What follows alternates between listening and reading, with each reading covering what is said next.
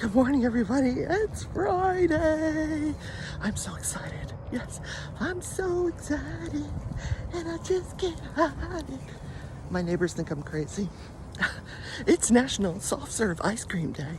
Yum! You got to be around on Sunday in my live. I'm going to make ice cream, homemade ice cream. But today I'm going to talk about the new trial. I'll recap it for you. What's it all about? Hey, I'll see you on the other side. Stay tuned.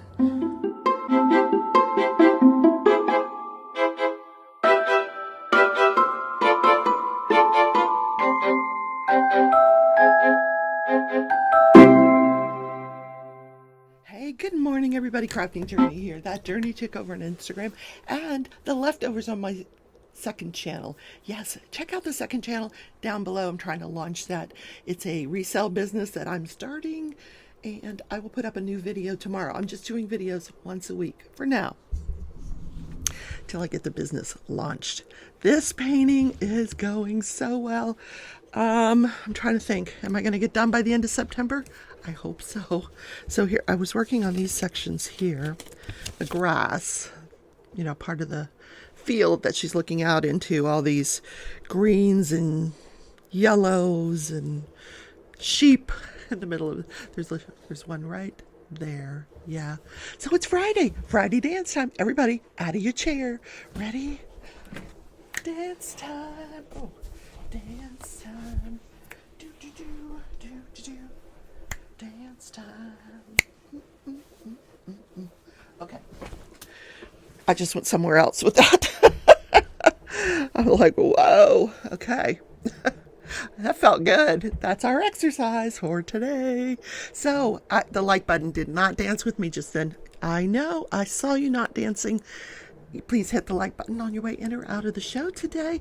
Don't forget to subscribe if you are enjoying the content. If you are new to the channel, welcome. I am so glad to have you here. I'm glad you found me. This is the show where I recap live trials, and if there's not a live trial going on, I'll bring you true crime. Check out the Murdoch family saga that I just completed. Oh my word. You're not gonna, you can't even imagine what that entails. But today we're going to talk about the new trial, which is Matthew Moore versus the state of Ohio, or the other way around. Ohio versus the state. Okay, wait, let me start over. Ohio, the state of Ohio versus Matthew Moore for the death of his wife, Emily Noble. Okay, now that I spit that out, don't forget the notification bell. That's the most important. You want to hit all. And did I forget to tell you? It's free to subscribe. Hi, Dootsie. Hi, good morning. I hope you guys enjoy the animals at the beginning. I enjoy bringing that to you. Pearl's not always available. She's got things to do, places to go, animals to hunt. Oh, there she is. Ah. She's always somewhere near Tootsie. She just loves her Tootsie. So if you're participating in the event, and even if you're not, we've got some exciting stuff for you coming tonight on Mickey Sunshine Creates channel. And if you're watching this late, watch the replay. Diamond Painting with Donnie. Donnie is going to be on Mickey's show. And we're going to give away some of the stuff that she sells in her shop for participants. But check that out. Donnie, I'm telling you, I just met her recently, and she's been around for years. She was one of the first people I watched when I started diamond painting and when I started my channel. One of my inspirations, and to meet her was like meeting, I was fangirling. Yeah, Donnie, this is Donnie.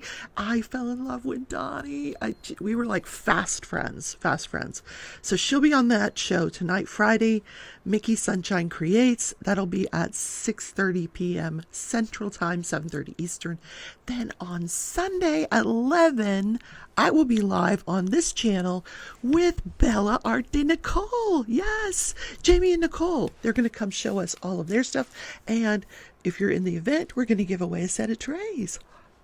Yes, colors that were designed for the event. You're going to want to see this. Okay, so I need some water.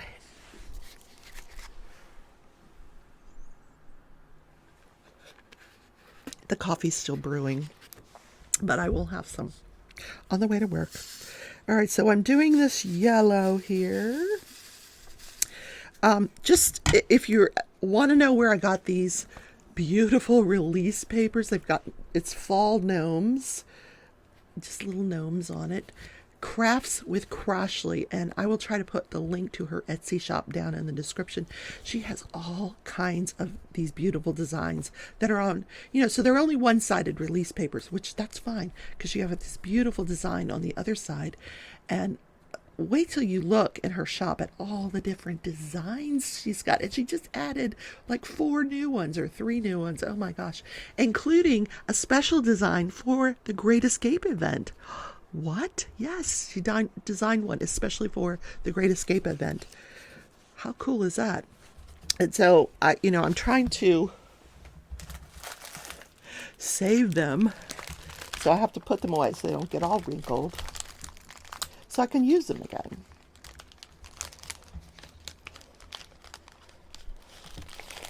I'm sure she's like, no, just let them go. You can buy more. I actually did buy more.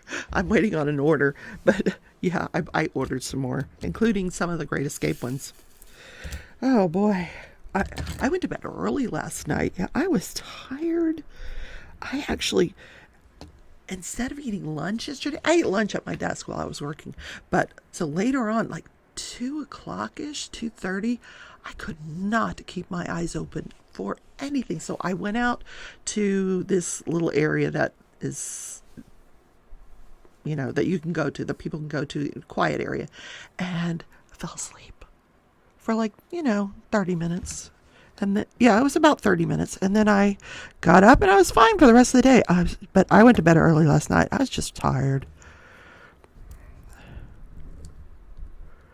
And I'm super excited. Tomorrow's garage sale day. Yes. I won't have my new camera tomorrow, but we will make do with the iPhone. I ordered a GoPro. I invested in a GoPro for the business so I can film at the yard sales and have both hands free, show you guys the items that I'm looking at, and, chit chat with you while I'm doing the yard sale. Of course, that's on my Leftovers channel. The link to that is down below. I know I said that already. I know. Like button, stop. Oh my gosh. So what's going on? What else is going on? So yeah, yesterday was the deadline to sign the severance paper. I did not sign. No signature here. And it was, oh man, it caused me a little bit of angst. So I touched base with the lawyer at the end of the day. I said, just so you know, I did not sign this paper. And he says, don't worry about it. He says, I'm not worried at all. Just don't worry about it. We're negotiating. Don't worry. I'm like, oh, okay, fine. I'm a worrywart. I still worry.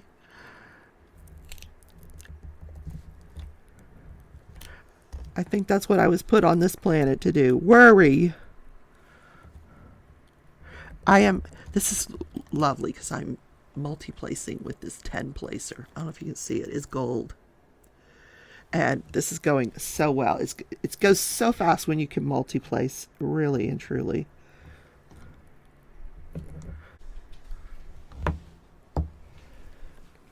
There is a drill here that has a hole in it. Have you ever seen that?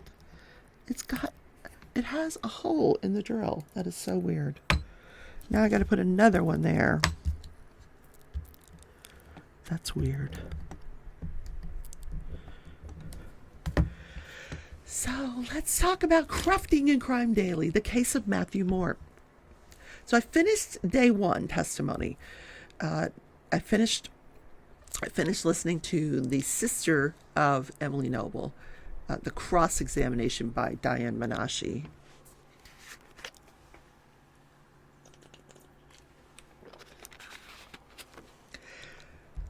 And just to bring you up to speed, Matthew Moore is accused of staging his wife's suicide. She went missing on September 25th. September 24th was her birthday. She went missing on September 25th. He says they went out. I thought it was a water park, but I don't know. It was maybe had it water in the name of it. I don't know. They went somewhere. They had like a little picnic. Then they later on they went to this shopping area and they had dinner later on. And they were home by 7 o'clock. And that night they went to bed. He gets up in the middle of the night around 1 o'clock in the morning, goes to the bathroom, and decides to go to sleep in another room. Now, from what I'm gathering, I watched quite a bit of body cam footage, like hours of body cam footage from the initial officer that arrived on the scene that was questioning him. I got the sense that they had separate bedrooms, which is all right. That is okay. A lot of couples have separate bedrooms. I think that's the way to go. And if I ever got married again, I'd probably do that. There's probably that chances of that are slim to none. In fact, a lot of homes are being built with 2 master bedrooms instead of 1 because people want their own room. Back in old times, back in the 1500s, 1600s, the kings, the queens, whatever, everybody had their own room. And then they just came together. So, either your room, my room, that, or the hallway. I don't know. But so he slept with her in her room, and then he got up and he went to the other room. And the reason I suspect this is because at one point he slipped and he told the officer, we were in her bed. Yeah. And then he changed it. I meant our bed.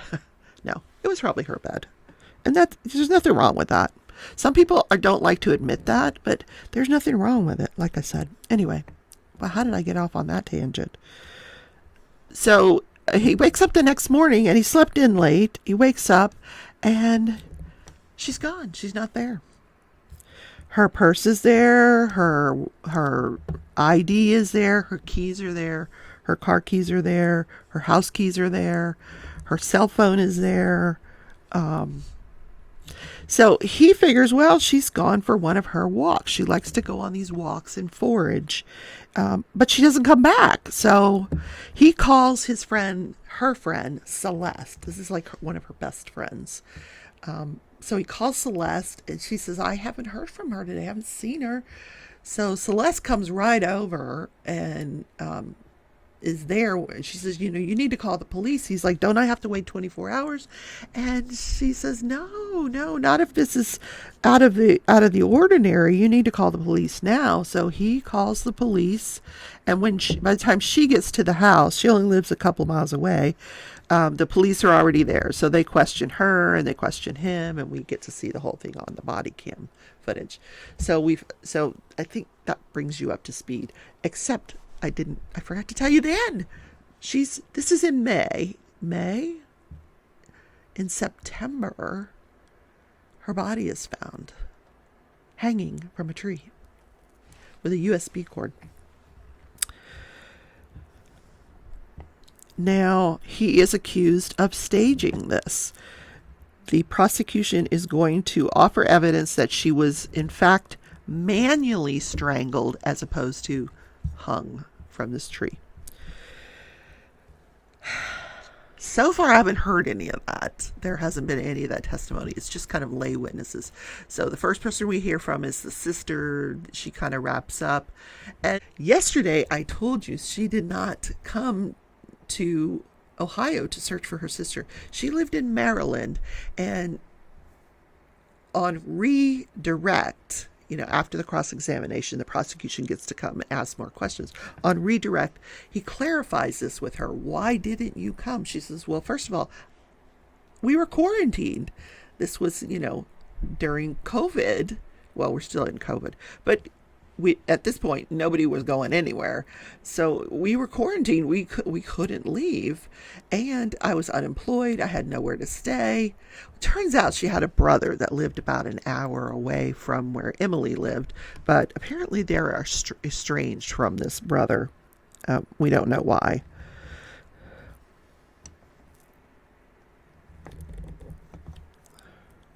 I'm going to turn on the light pad. And she says, she found a way to help organize the searches from her computer. Okay. So then after her, we get the witness, the investigating officer. The first officer that arrives on the scene. Now he's now a sergeant. I don't know how this guy's a cop. This man, this large black man, if he weighed 350, that would be at a minimum. He was very large, very large. And I hope he never has to run after anybody. But he's the first officer on the scene. So we get his body cam footage, and we get to see the demeanor of the defendant, Matthew Moore. And he's calm, but he's got this like underlying franticness about him. He just keeps trying to surmise where could she be, what could have happened. He's like, and you can see like his brain is just going 100 miles an hour. And as opposed to the guy that's sitting at the defense table now, who's got a very short-shaven beard. He's got like this full beard, back when she disappeared. Interesting looking character. And like I said, Celeste, the friend Celeste, was there. And when she initially arrives, because she looks very much like Emily Noble. Emily Noble was 5'0", 100 pounds, very little person. And as Celeste is walking up, the cop says, is that her? Is that your wife? And he looks startled, and he looks over at Celeste, and he goes, oh, no, that's not my wife. But they look a lot alike. And they do. They really do. At one point during this body cam footage, the officer is sitting, I'm guessing, at the dining room table. He's sitting down, and you can see he's watching the defendant, and he's asking questions, and you can see into the bedroom, the master bedroom. The bed is made, and the officer goes, I'm just noticing her bed is made. Is that her routine? Would she get up and make the bed? And he says, oh, yeah. He says, I didn't make that bed. So she must have done it. So they go into the bedroom, and they're walking around the bedroom. Anything unusual? He finds some clothing at the side of the bed, what looks like maybe a negligee and some panties. And he's like, okay, that's not what she was wearing. He's like, I don't even know what this is. He looked like he was sort of embarrassed. But, they ask him questions like, do you know what kind of shoes, would you be able to look at her shoes and tell what kind of shoes she might have been wearing? He's like, no, I can't keep track of her shoes. And then at one point during this interview, the officer says, okay, well, we've got some news. We found a neighbor who saw her standing in the garage about 9:30, 10 o'clock. And that's all they know, that she's just kind of standing there.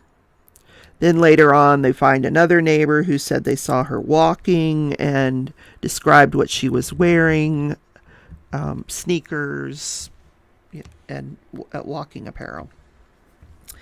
And then we have, after the whole officer thing, but one strange thing that happened during this body cam footage was they go out to the garage at one point, and the car is there. He opens the garage door, the car is there, her car. And he says, he asks the officer, do you need to look in the car? Do you need me to open the trunk? And the officer's like, no, I don't need you to do that. But he's offering all this, the defendant, which is weird. And then he goes over and he sees this electrical, or this one of those big yellow extension cords, and it's all wound up. And he's like, that wasn't there before. I don't know where that came from. And he's really puzzled by it, and he just kind of won't drop it. He's like, I don't know where this came from. And what you see is where this was sitting is above that. You see all these different cords, like different power cords, like those cords that have the strip. You know what I mean, the strip, the electrical strip. I'm not being very articulate today. I can't even talk. Oh my word.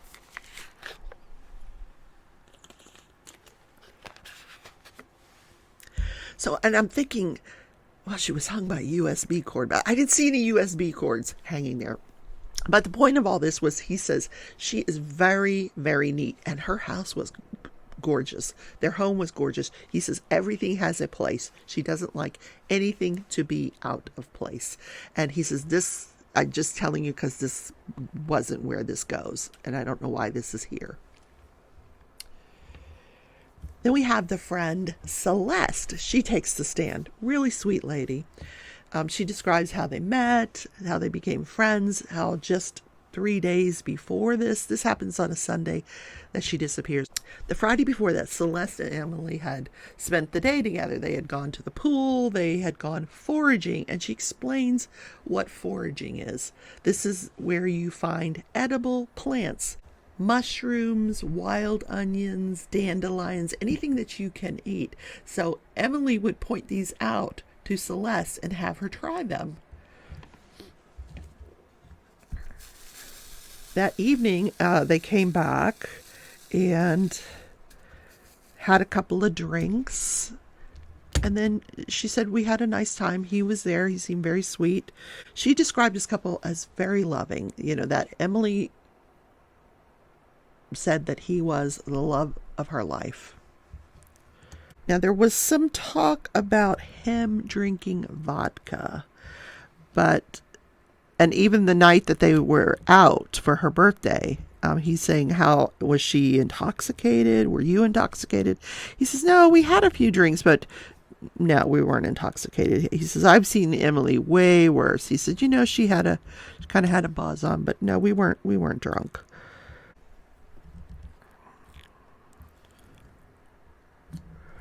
So Celeste, when she arrives, she says, you know, there really wasn't much for me to do because Matthew was being interviewed by the officer. So she said she took the same walk that they had taken a few days ago. She thought, well, let me follow this path. And so she took the same route that they took that Friday, and she didn't see anything. So she returned to the home.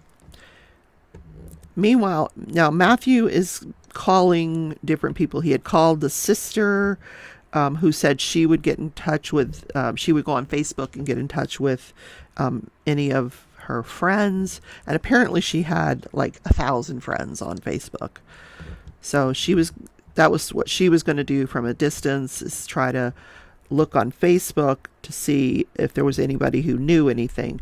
Meanwhile, the officers had gone through their database and found that in 2017 they had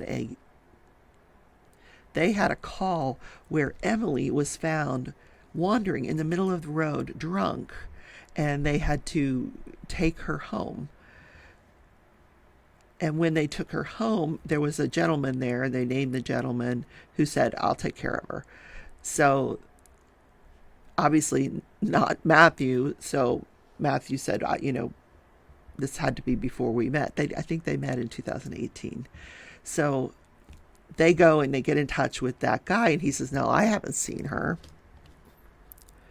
So they're doing everything they can to try to figure out, where is Emily. Then we get the testimony of the dental office. Emily had texted them on the week before. She had texted them, and she said, you know, she wanted to get her teeth cleaned, and they made an appointment for July. But Emily had requested to be put on the list in case there's a cancellation. She could get right in. So the Friday before, they texted her. They tell her, yes, there's a cancellation. You can come on Monday at 8 o'clock. And she said, great, I'll be there. Then she doesn't show up.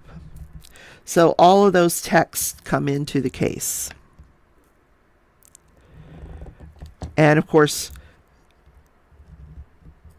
there's a big deal made about how these texts are coming from Emily's phone, but we don't know if this is really Emily, you know. I don't know.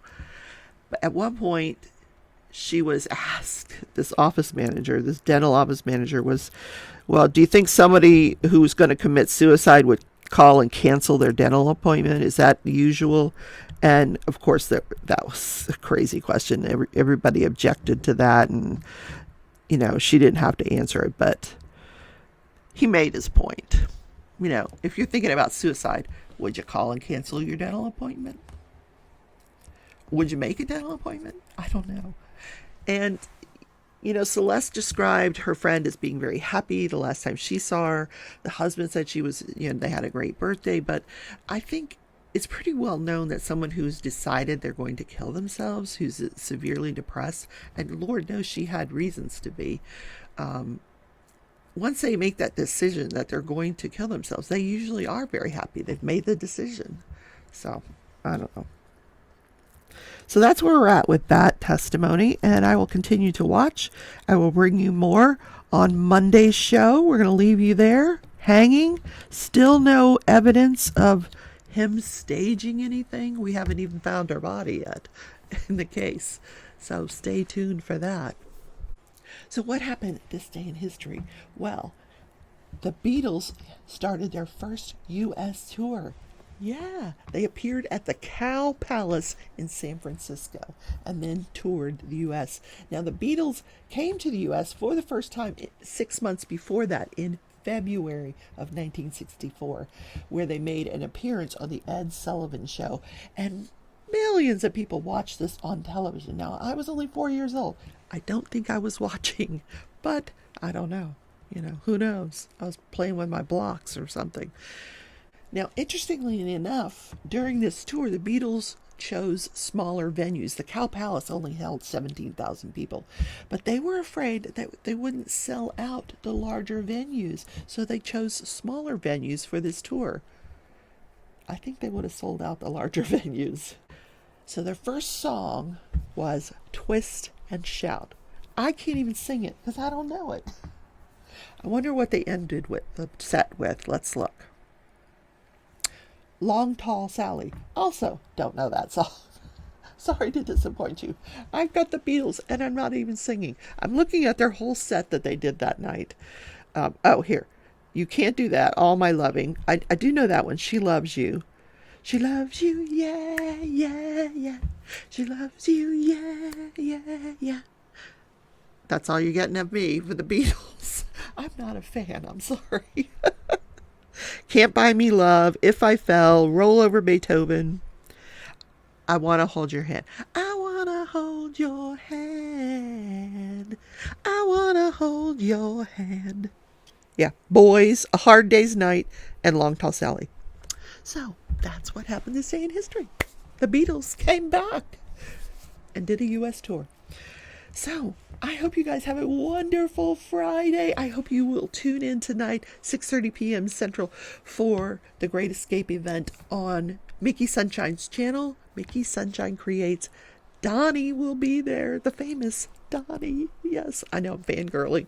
And then Sunday at 11, we're going to have Bella Art de Nicole on my live at 11 Central. Stay tuned tomorrow on my Leftover channel for my next video. So I will see you all. Have a great weekend. Take care. Bye.